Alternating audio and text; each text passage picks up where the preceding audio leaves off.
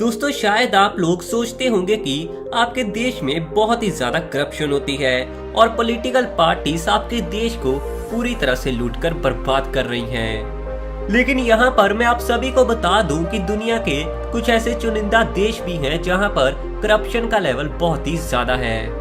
और अगर मैं इनके सामने हमारे इंडिया देश की करप्शन की बात करूं तो इंडिया में तो ऐसी करप्शन आज तक कभी भी नहीं हुई और मैं उम्मीद भी करता हूं कि इंडिया में इतनी ज्यादा करप्शन तो कभी भी नहीं होगी। दोस्तों इन देशों में इतनी ज्यादा करप्शन होती है कि इनका इकोनॉमिक सिस्टम पूरी तरह से बर्बाद हो चुका है और इन देशों में बहुत सारे लोग भूखमरी का सामना कर रहे हैं और यहाँ के लोगों का लाइफस्टाइल भी बहुत ही लो लेवल का है। Open eye, feel the waves cut through me, hypnotized. दोस्तों नंबर 10 पर आता है यमन। मिडल ईस्ट के इस देश की हालत बहुत ही ज्यादा बदतर है क्योंकि यहाँ पर करप्शन का लेवल बहुत ही ज्यादा हाई है। दोस्तों यमन देश पिछले लंबे समय से दंगों को झेल रहा है और यहाँ के लोगों की जिंदगी तो पूरी तरह से बर्बादी हो चुकी है। यहाँ की आबादी के ज्यादातर लोग खेती बाड़ी का ही काम करते हैं, मगर जंग के चलते और लड़ाई के चलते यहाँ की ज्यादातर जमीन खेती के लायक नहीं है। करप्शन के चलते यहाँ पर कोई भी बड़ा बिजनेस नहीं हो पाता और ये देश पूरी तरह से बर्बादी की ओर ही बढ़ रहा है। दोस्तों नंबर 9 पर आता है वेनेजुएला। दक्षिणी अमेरिका का ये देश करप्शन में बहुत ही आगे है और आज के दिन तो आप भी जानते होंगे कि ये देश पूरी तरह से कंगाल हो चुका है और इसके कंगाल होने की सबसे बड़ी वजह है कि यहाँ की सरकार की नीति बहुत ही गलत थी, जिसके चलते ये देश पूरी तरह से बर्बादी पर आ चुका है। हालांकि इस देश में दुनिया का सबसे बड़ा ऑयल रिजर्व मौजूद है, लेकिन इसके बावजूद भी ये देश उस बात का कोई भी फायदा नहीं ले पाया। सऊदी अरब जैसे विकसित देश से भी ज्यादा तेल वेनेजुएला में मौजूद है, लेकिन दोस्तों यहाँ की गवर्नमेंट का स्ट्रक्चर इतना बेकार रहा कि ये लोग दुनिया के सबसे ज्यादा ऑयल रिजर्व वाले देश में पैदा होने के बाद भी बहुत ही बेकार जिंदगी जी रहे हैं और इतना अच्छा तेल का काम होने के बाद भी यहाँ के लोग दुबई के लोगों की तरह लग्जरी कार्स में अपना लाइफस्टाइल नहीं व्यतीत कर पाए। दोस्तों लग्जरी लाइफस्टाइल तो बेहद ही दूर की बात है, यहाँ के लोगों को तो 2 समय की रोटी मिल जाए वही बहुत बड़ी बात है। यहाँ की सरकार ने यहाँ के ऑयल को पूरी तरह से नेशनलाइज कर दिया और इसके अलावा भी खराब मैनेजमेंट और भ्रष्टाचार की वजह से भी यहाँ के लोगों को खाना मिलना काफी ज्यादा मुश्किल हुआ पड़ा है। कुछ रिपोर्ट्स का तो ये भी मानना है कि वेनेजुएला के लोगों को मजबूरी में बहुत सी अजीब चीजें भी खानी पड़ रही हैं, जैसे कि पुराने जमाने में यानी कि आदिवासी खाया करते थे। आज के दिन वहाँ की करेंसी बोलीवर इतनी ज्यादा डाउन है कि एक यूएस डॉलर की वैल्यू उसके सामने 1,06,000 बोलीवर होगी। दोस्तों नंबर 8 पर आता है लीबिया। लीबिया देश का तानाशाह कुछ साल पहले मोहम्मद गद्दाफी हुआ करता था, जिसने की बहुत सारे बुरे काम करके और भ्रष्टाचार करके बहुत सारे पैसे भी कमाए। हालांकि बहुत से लोगों के विरोध के बाद उसे 2011 में गद्दी से हटाया गया और गद्दी से हटाया ही नहीं गया बल्कि उसे बुरी तरह से मार भी दिया गया। लेकिन उसके बाद भी लीबिया में अब तक कोई भी स्थिर गवर्नमेंट स्थापित नहीं हो पाई और यही वजह है कि ये देश लगातार बर्बादी की ओर बढ़ रहा है। दोस्तों इसकी सबसे बड़ी वजह है कि यहाँ की गवर्नमेंट भी बहुत ही ज्यादा लालची है, क्योंकि यहाँ पर बहुत सारे नेचुरल रिसोर्सेज का भंडार है और वहाँ के पावरफुल लोग अपनी पावर का इस्तेमाल करके बहुत सारे पैसे करप्शन करके ही कमा रहे हैं, जिसके चलते लीबिया में रहने वाले आम लोगों की जिंदगी बहुत ही ज्यादा खराब हो चुकी है। दोस्तों नंबर 7 पर आता है गिनी बसाऊ। रिपब्लिक ऑफ गिनी बसाऊ पश्चिमी अफ्रीका में मौजूद एक देश है। दोस्तों इस देश पर पहले पुर्तगाल का कब्जा भी रह चुका है। हालांकि ये देश 44 साल पहले पुर्तगाल से तो आजाद हुआ था, मगर आज के दिन भी इस देश की हालत कुछ बहुत ही अच्छी नहीं है। आजादी के बाद से ही इस देश में ड्रग डीलिंग और जंग का काम बहुत ही हाई लेवल पर हुआ और यही वजह है कि यहाँ के लोगों में बिल्कुल भी सुकून नहीं है।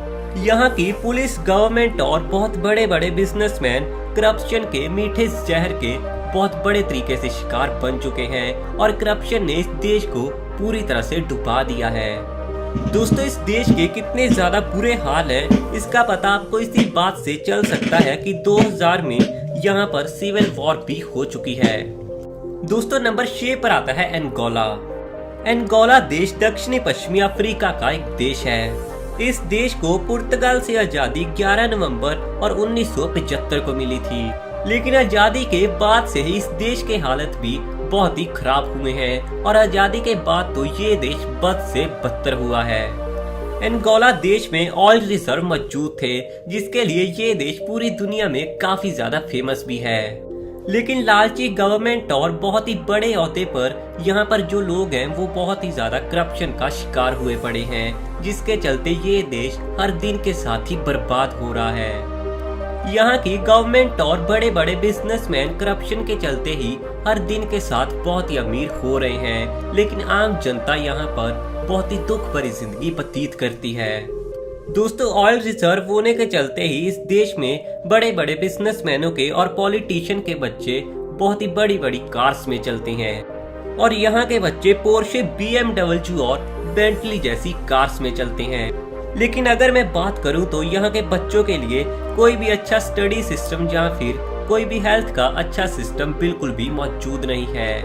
और रिपोर्ट्स में भी यह सामने आया था कि यहाँ के 63% बच्चे ज्यादातर समय काफी ज्यादा बीमार रहते हैं। दोस्तों नंबर 5 पर आता है हैती।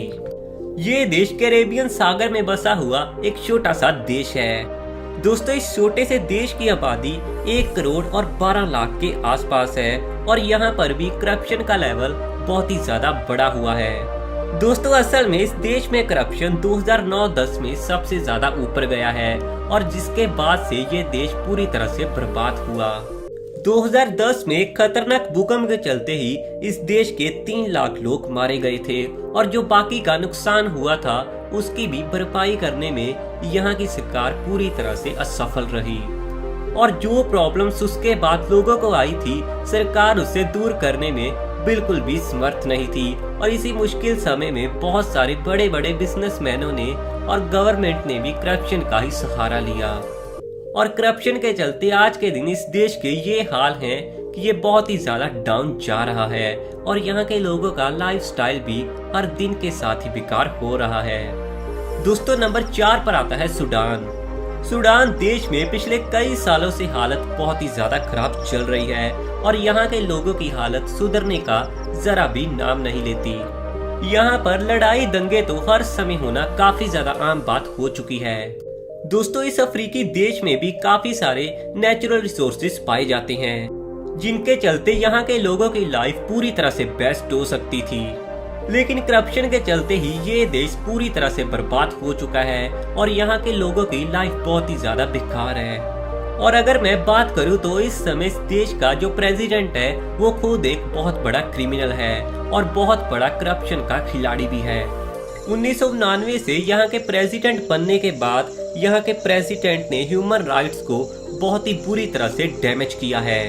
यहाँ का प्रेसिडेंट खुद करप्शन करके बहुत सारे पैसे कमाता है और उनसे अपनी लग्जरी लाइफस्टाइल को एंजॉय करता है, जिसके चलते इस देश के लोगों की लाइफ बहुत ही खराब हालत पर आ चुकी है। दोस्तों नंबर 3 पर आता है साउथ सूडान। 2011 से ही सूडान से अलग होकर बना ये देश बहुत ही ज्यादा गरीब और बहुत ही ज्यादा बेकार हो चुका है। आजादी के बाद से ही यहाँ की गवर्नमेंट करप्शन को रोकने में पूरी तरह से असफल रही। सर्वे में भी पता चला है कि यहाँ के 69% लोगों ने जिंदगी में कभी न कभी करप्शन तो जरूर की है और कोई ना कोई काम अपना उन्होंने रिश्वत देकर जरूर करवाया है, क्योंकि यहाँ के ज्यादातर सरकारी कर्मचारी पैसे लेकर काम करना ही पसंद करते हैं और यहाँ के सरकारी कर्मचारी पैसे लेकर किसी का भी काम जल्दी करते हैं। दोस्तों नंबर 2 पर आता है नॉर्थ कोरिया। इस देश के बारे में तो आपने पहले भी बहुत सी नेगेटिव वीडियोस और नेगेटिव बातें सुनी होंगी और इसीलिए आप सभी जानते होंगे कि नॉर्थ कोरिया को दुनिया के सबसे खतरनाक देशों में से एक माना जाता है। लेकिन पिछले कुछ महीनों से ही किम अपने देश की छवि को सुधारने की काफी ज्यादा कोशिश कर रहे हैं और इसी वजह से वो बॉर्डर पार करके साउथ कोरिया भी गए और अमेरिका के प्रेसिडेंट डोनाल्ड ट्रंप से भी मिले। दोस्तों यहाँ पर रहने वाले लोगों को कोई भी फ्रीडम नहीं है और उनको किम का हर कानून मानना पड़ता है। यहाँ तक कि वहाँ के लोग अपने बाल भी अपनी मर्जी से नहीं कटवा सकते। साथ ही अगर कोई इंसान यहाँ पर सरकार की बुराई करता हुआ पकड़ा जाए तो उसे बहुत ही भारी सजा होती है। शायद आप सभी को हैरानी होगी कि अगर इस देश में कोई भी इंसान करप्शन करता हुआ पकड़ा जाए तो उसे सीधे ही मौत की सजा होती है, मगर इसके बाद भी करप्शन का काम यहाँ पर बहुत बड़े अमीर लोगों के द्वारा बड़े लेवल पर किया जाता है। हालांकि दिसंबर 2013 में किम योंग उन के अंकल को करप्शन के चलते ही मौत की सजा दी गई थी। दोस्तों नंबर 1 पर जो देश आता है वो है सोमालिया। दोस्तों ये पूर्वी अफ्रीका में बसा हुआ एक देश है। 1991 से ही इस देश में सिविल वॉर चल रही है और कई रिपोर्ट्स में भी ये बात पता चली है कि ये दुनिया का सबसे ज्यादा अस्थिर देश है। यहाँ पर करप्शन के चलते ही सबसे ज्यादा बर्बादी आई हुई है और लोगों के लिए यहाँ पर पूरी तरह से जीना नामुमकिन के बराबर हो चुका है। 2006 से ही इस देश को इंटरनेशनल करप्शन परसेप्शन की रैंकिंग में हर बार लास्ट रैंकिंग ही मिल रही है और ये बात साबित करती है कि आज के दिन ये दुनिया का सबसे ज्यादा अशांत और सबसे ज्यादा बिखरा हुआ देश है। सोमालिया देश की ज्यादातर आबादी खेती बाड़ी ही करती है। यहाँ के ज्यादातर पॉलिटिकल पार्टीज के लीडर बहुत ही ज्यादा लालची और पैसे को प्यार करने वाले हैं और यही रीजन है कि यहाँ के लीडर्स बहुत ज्यादा भारी मात्रा में करप्शन करके खुद पैसे कमाते हैं और आम लोगों का जीवन पूरी तरह से खराब कर रहे हैं।